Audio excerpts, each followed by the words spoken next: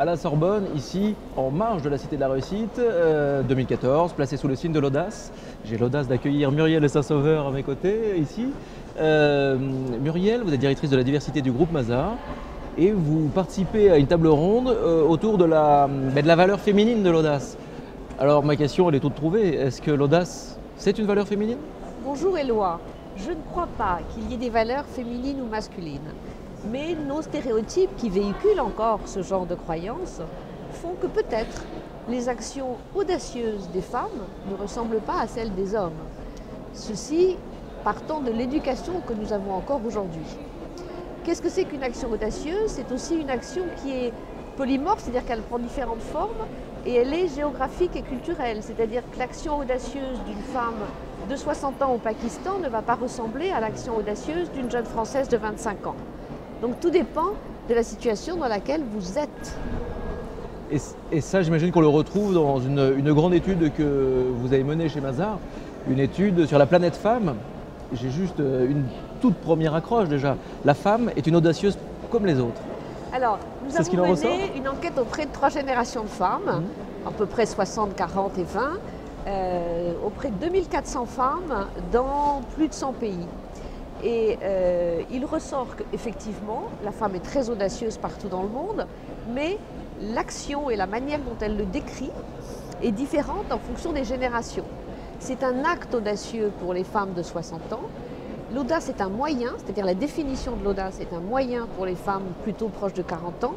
Et pour les plus jeunes, leur action audacieuse est une liberté d'expression, c'est une demande de liberté d'expression, car elles disent tous dans le monde aujourd'hui, je veux m'exprimer, je refuse que l'on m'impose de m'exprimer d'une certaine façon, de m'habiller d'une certaine façon, de me dire ce que je dois faire. C'est à moi de décider. Et ça, c'est mon action audacieuse. D'accord, oui, on a l'impression que, on a beaucoup dit ici à la Sorbonne, que l'audace, c'est finalement sortir de sa zone de confort. Et il semble quand même que les dames sortent beaucoup plus facilement, je ne sais pas, mais en tout cas arrivent à sortir un peu plus de leur zone de confort. Alors oui, l'audace, vous savez, l'audace, je l'oppose à l'ambition. L'ambitieuse, c'est quelqu'un qui va rêver d'avoir le poste qui existe de chef d'entreprise de telle société ou d'être cosmonaute. L'audacieuse, c'est celle qui va créer quelque chose. Elle va créer son poste, elle va créer son action. Et la femme aujourd'hui vit encore dans un monde patriarcal. Elle doit sortir de sa zone qui n'est pas tellement de confort justement, mais qui est dans laquelle elle vit, pour obtenir plus. Donc nécessairement, elle est plus audacieuse. Dans l'enquête que nous avons menée, nous avons des femmes qui ont fui la Gambie parce qu'elles ne voulaient pas que leur fille soit excisée. Nous avons des jeunes japonaises qui se sont révoltées contre la police. La situation dans laquelle elles sont les pousse à avoir des actions audacieuses. Il faut avoir l'audace de se battre. C'est une audace. Alors, il faut avoir l'audace de réagir parce que vous voulez obtenir plus, vous voulez quelque chose. Mais vous savez, j'ai beaucoup entendu ici à la Cité hier le fait que l'audacieuse ne se voit pas audacieuse. Ce sont les autres qui vous voient audacieux. Vous faites ce que vous avez le sentiment de devoir faire. Et lorsque vous êtes engagé dans une action audacieuse, vous êtes obligé d'aller jusqu'au bout. Et les autres vous disent à ce moment-là, c'est audacieux, mais vous ne vous êtes pas dit tous les matins, c'est audacieux. Oui, on agit juste. Vous agissez parce que vous en avez le besoin impérieux, ou parce que vous vous dites, c'est maintenant, je vais le faire. Un dernier mot sur l'État, sur la nation, sur la France. Est-ce qu'un pays peut être audacieux ? Et là, je fais référence à tout ce qu'on entend autour d'un pays qui manque un peu de souffle, qui manque un peu de rebond. Est-ce qu'on manque d'audace à l'échelle d'un pays? Alors, je crois que les audacieuses sont des optimistes. Vous êtes pessimiste ou vous êtes trop éclairé, vous n'allez pas agir. Et donc, le pays doit avoir la même caractéristique. Est-ce que la France est un pays d'optimisme? Je ne pense pas. Nous sommes très pessimistes, nous sommes déprimés, alors que nous avons un potentiel énorme.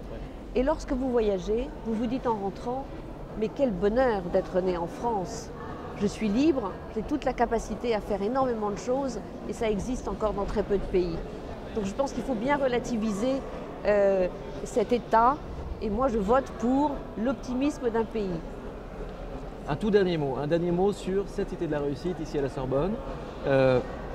Vous êtes plus ou moins abonné à cette Cité de la Réussite.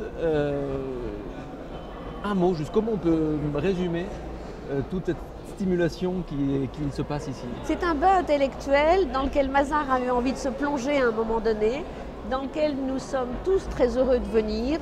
Et ce bain intellectuel, je pense qu'il a été créé par des jeunes audacieux à une époque. Donc au fond, l'audace, elle a été tout au long de leurs années d'organisation de cette cité. Elle est cette année le sujet même, l'audace. Mais tout ce qu'ils ont fait était audacieux. Et nous, société d'audit et de conseil, nous y amenons autant nos clients que nos collaborateurs pour nous permettre aussi de penser hors de notre zone de confort. Et ça, c'est important. Merci beaucoup, Muriel. Merci, Éloi.